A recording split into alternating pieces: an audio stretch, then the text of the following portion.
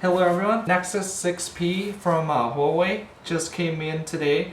This is the Google phone, the default phone for Project Fi. Today I'm going to do a quick unboxing of it as well as going over the specs of the phone. So this is what the box looks like. We can see Nexus 6P in the front. They got the little P. On the back, just a photo of the phone. The box looks kind of fancy. In the front, there's a little embedded P right here. You'd probably say it stands for 6P. And as we open it, we got the same symbol, the P, Nexus. Here's just a little instruction on how to charge your phone. This is how to put in the SIM cards. Your wall charger, default wall charger, powering it up. And let's see what else they have. Just your regular wall charger. This isn't a mini USB. This is actually a USB-C port. It's one of the newer ports from Google. And here we can see it's the extension for the charger. Let's see how long this is. So we got about we got a yard here, a meter. That goes right into here. Just like that, wall charger for the phone. Okay, here's the Nexus 6P.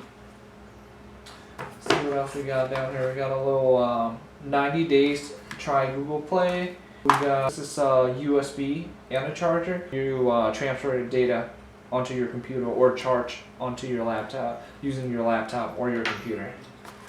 And then we got the little key thing to pull out to insert the SIM card. And here we have a safety and warranty booklet. Okay, we're gonna need that key thing later. But let's put all of this aside. Let's see what else we got in here. So this is the Project Fi, Google project for cell phones. This is the SIM cards for it, just like AT&T or T-Mobile mini SIM card. So here's the Nexus 6P. We can see it has a little wrapper on the outside. Slide it right out. Okay, so we can slide it right out like that. And for a comparison, 6P compared to, this is a BlackBerry Z10.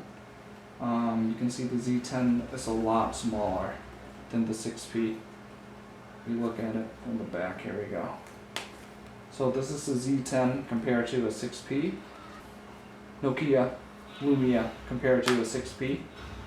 As you can see, this is a lot bigger than I thought. The screen, usually I like smaller phones. I don't see the use of getting such a big phone. I don't watch videos on my phone all the time. But as you can see, it's a lot bigger. It's probably this is iPhone 6 Plus. It's probably the same size as the 6 Plus. It's a bit bigger actually. I don't know, it feels about the same. Looks kind of the same too. Okay, so let's look at the stats. And that pretty much wraps up the review. I'm going to be using this for a couple of months on the Project Fi network. So it's going to be a Wi-Fi network through Google. And then I'll give you another review on it. So I've been using the Nexus 6P for about 2 weeks now. So far it's working very well. I'm going to do a quick specs review as well as firsthand. The 6P runs on Android 6.0 Marshmallow OS. As you can see, the exterior, it's very sleek. It's cut very well. All the buttons are metal. This is a very firm plastic. In the front we have Gorilla Glass 4. Right here, dual speakers, front cam. The front cam is an 8 megabit 2.4 aperture with HD video recording. And then on the back, you can see the rear cam right here. This is a dual flash cam, and this is a 12.3 megabyte cam with the 2.4 aperture and 4K video recording capabilities, as well as IR laser autofocus. On the bottom of that right here, you can see this is the Nexus imprint. What this is it reads your fingerprint for the iPhone 6. As you know, it's right here. Fingerprint right here Google claims to register a fingerprint in under 600 millisecond, which I believe is true. I said it at first when I first got the phone through Project Fi. It was a bit of an inconvenient for me because sometimes I would pick the phone up with my right hand and I couldn't access it. But later on I found out you can set up multiple fingerprints. So right now it's set for both of my index finger. It reads extremely fast and extremely accurate. So far I've given it to my brother and a few of my friends to see if they can open it, and it doesn't open. Even my own finger, if I use any other finger, it doesn't open. You know, and you use your index finger, it opens instantly. And it's a lot nicer than putting in some sort of password, which, you know, someone that's sitting by you can see. This way you can just hold the phone up and it's on, just like that. And then next we have the processor. This is this Nexus 6P runs on a Snapdragon 810 version 2.1 with Adreno 430 CPU and 3 GB of DDR4 memory. Extremely fast, extremely good for multitasking. These are everything I have open. It's fast. It's fast. You can go to Google. You can search your emails. And one thing I like about this one, speaking of email, I have my work email and my own email, and all I have to do is click that. And that's my work email. And now I'm back to my personal email. Just switch back and forth, and you can add as many emails as you want, so very convenient. Going to the battery. The battery of the Nexus 6.4, it's a powerful one. It's a 3,450 milliamps battery, and it has USB-C right here, USB-C connector. You can plug it in upward or backward. It's fine, which is a lot better than the mini USB before, where you got to plug it in on the right one. If you're driving and you're trying to charge your phone, you got to look to see which side it's on. This one is it's reversible, but you can also transfer data on it. And if you have two phones with the same USB-C, you can plug it in and you can charge each other's phone. Let's say your phone's at 100%, your friend's at 0%. They gotta search something up in their phone quickly. You can plug the two phone up and charge their phone from your own battery. And we'll be able to do that later on as the USB-C rolls out for other products as far as tablets and more mobile devices. With the storage on the Nexus 6P, it's not expandable. However, the 6P does come in 3 different sizes. It comes in 32, 64, and 128 gigabyte. Right now, for mine, I use the 64 gigabyte, and it's plenty for me because it's connected online since it's Android, and I connected this to my Google Drive. So everything I download is transferred up there. It doesn't use my memory, so that's fine. As far as speaker, these are dual front speakers. I'm going to turn it off so you can see it more easily. Dual front stereo speakers. So once you go to these speakers, you can't go back. It sounds phenomenal. I'm recording this on my BlackBerry, so it's not gonna be, I don't think it'll do it justice, but I'm gonna play something for you so you can hear.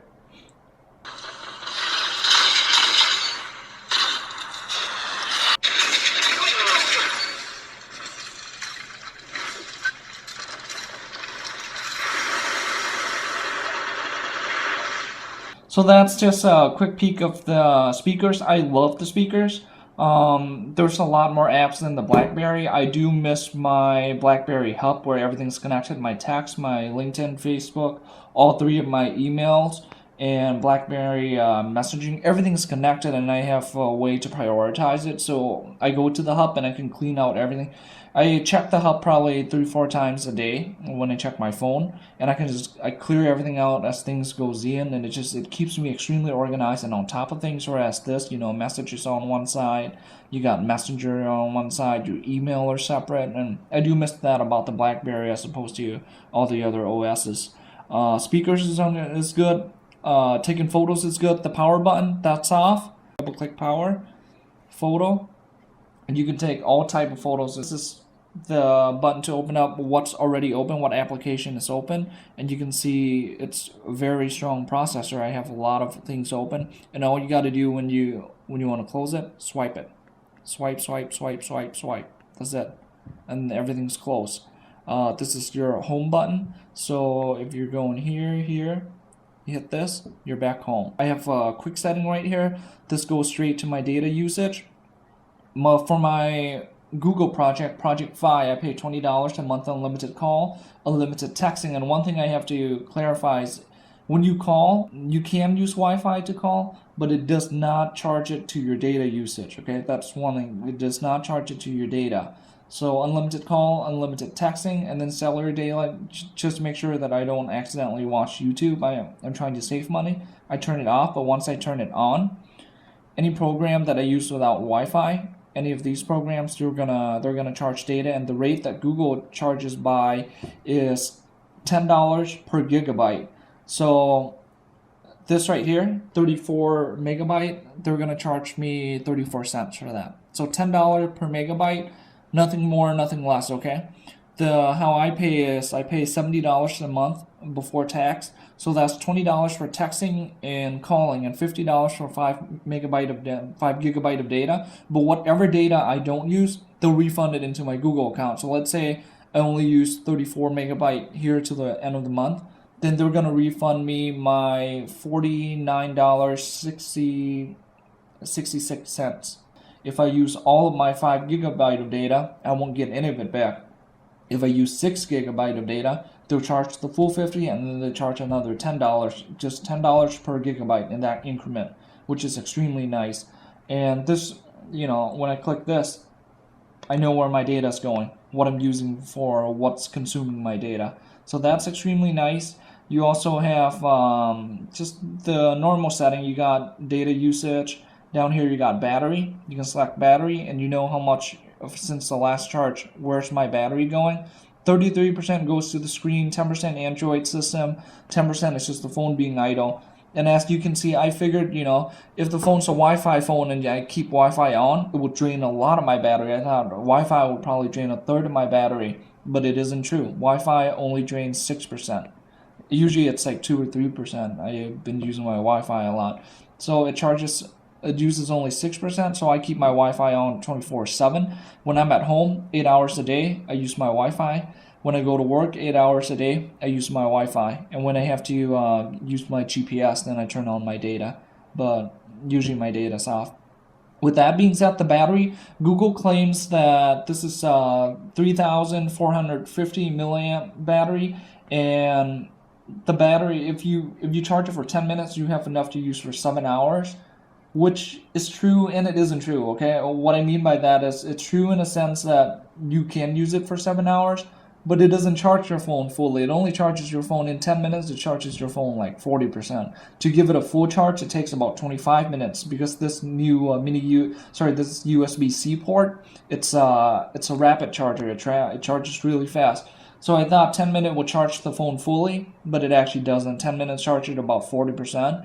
25 minutes for me charges my phone fully from a wall charger. What is nice about it is I use my phone moderately, but with this battery, I charge it once every 2 days.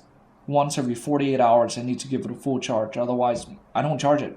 I literally don't need to charge this phone every day. Maybe the battery's new, but for now, it's an extremely powerful battery. No cancellation fee.